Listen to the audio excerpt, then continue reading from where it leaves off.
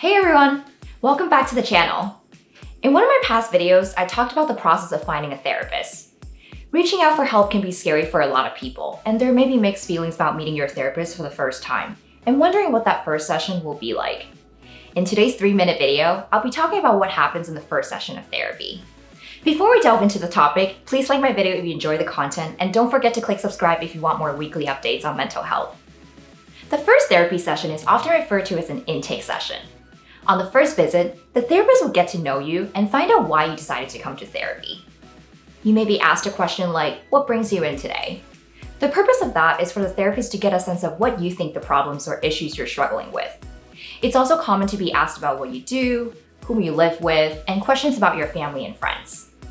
All this information helps the therapist to assess your situation and develop a plan for treatment. The first meeting might not be what you expected, and you may leave the session feeling like you haven't gained anything out of it because it's not what you imagined therapy to be like.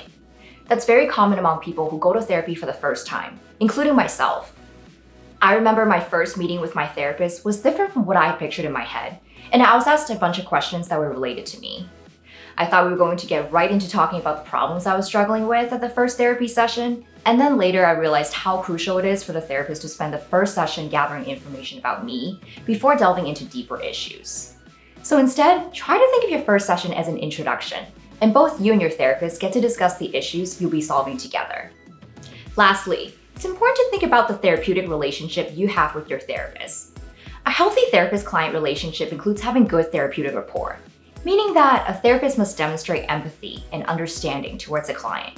And in return, a client needs to feel safe and respected so that therapy can be successful. If you don't feel comfortable with the person whom you're seeking help from after the first or even several sessions, talk about your discomfort at your next session. Remember, you get to choose your therapist too, so don't be afraid to contact another one.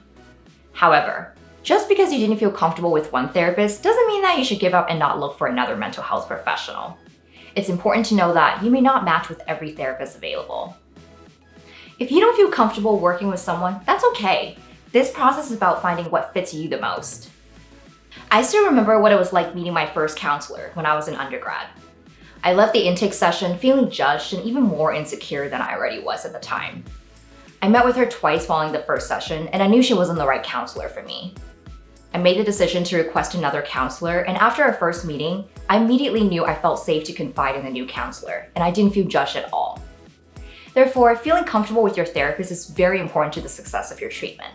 But definitely give it at least 3 sessions to decide if you want to switch to another therapist or not. And that's it. I hope that gives you a better picture of what the first therapy session looks like. Let me know in the comments below what your first therapy session was like. Thanks for watching. I hope you guys have a wonderful day, and I'll see you next time.